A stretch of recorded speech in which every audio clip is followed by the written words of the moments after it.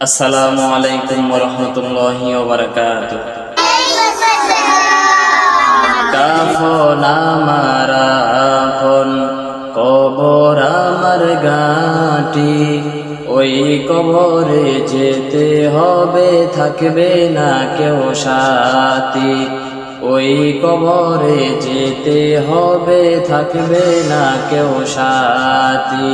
কাফন আমার আপন, কবর আমার ঘাঁটি, ওই কবরে যেতে হবে, থাকবে না কেউ সাথী। থাকতে হবে নিরালায়, একা একা বাসতলায়। থাকতে হবে নিরালায়, একা একা বাসতলায়। চতুর্দিকে রবে শুধু মাটি।